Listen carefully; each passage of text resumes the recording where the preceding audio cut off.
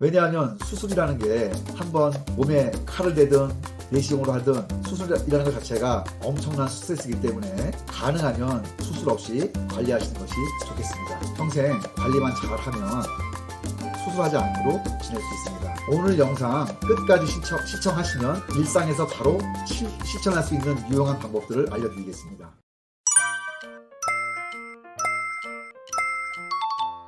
안녕하십니까. 비뇨의학과 전문의 최필선입니다. 오늘은 전립선에 대해서 조금 알아보고자 합니다.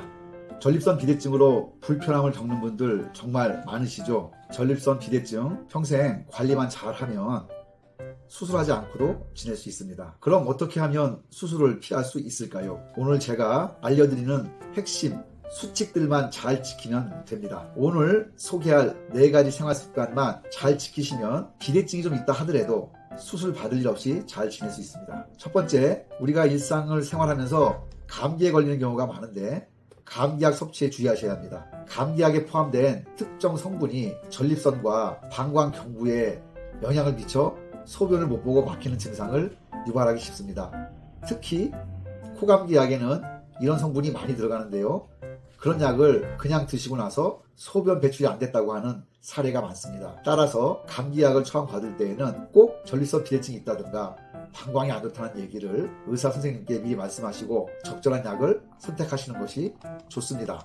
그렇다면 병원에서 처방받는 감기약이 아닌 일반 약국에서 처방받는 감기약도 해당이 되나요? 네, 좋은 질문입니다. 그렇습니다. 일반 약에도 감기약에 그런 성분들이 포함되어 있기 때문에 약국에서도 약을 그냥 사실 때에도 꼭 말씀을 하셔야 됩니다. 두 번째는 술이 문제가 됩니다. 특히 술을 드신다 하더라도 과음을 피하셔야 합니다. 술을 많이 드시면 이뇨작용이 과도하게 일어나 소변량이 급격히 늘어납니다. 문제는 술에 취하면 우리 중추신경계에도 알코올 성분이 작용을 하여 방광 자체의 신경이나 뇌에서 소변이 마렵다고 하는 신호를 제대로 못 느낀다는 게 문제가 됩니다. 이렇게 소변이 가득 차도 인지를 못하다가 결국 배출이 어려워지는 상황을 발생할 수 있습니다. 이런 것을 급성요폐 중에 아주 중요한 원인이 됩니다. 따라서 술을 드시더라도 과음하지 마시고 중간중간 소변을 배출하시는 것이 좋습니다. 세 번째는 소변을 오래 참는 것이 안 좋습니다. 일반적으로는 3시간 또는 4시간 간격으로 가는 게 좋습니다. 물론 어느 환경에서 일을 하는지 또한 수분 섭취량은 얼마인지에 따라 달라지긴 하지만 보통 3-4시간 간격으로 가는 게 좋습니다. 이것보다 더 참아서 오래 안 갔을 경우에는 방광 근육이 늘어지고 방광 자체의 배출 능력이 떨어져서 소변을 못 보는 경우가 많이 발생합니다. 방광이 비정상적으로 늘어나면 소변을 내보내기 위한 수축력이 급격히 떨어지기 때문에 이런 경우에는 소변줄을 일주일 이상 껴놓는 불편을 겪게 되는 수도 있습니다. 특히 운전을 많이 하시는 분들이 주변에 화장실이 없어서 소변을 과도하게 참는 경우도 종종 있는데 가능하시면 운전 중이라도 2시간, 3시간 또는 3-4시간에 한 번씩은 화장실을 가는 것이 좋습니다. 네. 혹시 장거리 여행 중에 소변 보는 거 말고도 생활 속에서 소변 참는 습관을 교정할 수 있는 팁이 더 있을까요?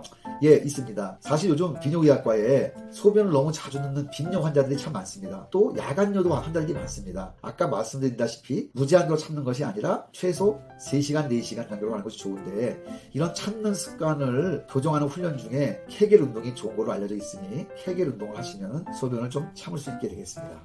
네 번째, 저희들이 밤에 소변 때문에 어려움을 많이 겪는데 일단은 야간에 주무시다가 화장실을 가는 분들은 저녁 식사 이후에는 가급적 아무것도 안 드시는 게 좋겠습니다. 물론 목이 마르시면 조금 수분 섭취하는 것은 좋겠지만 일부러 많이 드신다든가 여러 가지 과일이나 과자에도 수분이 많이 섭취되어 있으므로 저녁 식사 이후에는 가급적 아무것도 안 드시는 게 좋겠습니다. 전립선 특히 비대증으로 고생하시는 분들은 우리 뇌하수체에 있는 항이뇨 호르몬의 작용도 떨어질 수 있으므로 저녁 식사 이후에는 가급적 수분 섭취는 안 하시고 또 자기 전에 미리 소변 한번 보고 주무시는 게 도움이 된다고 하겠습니다.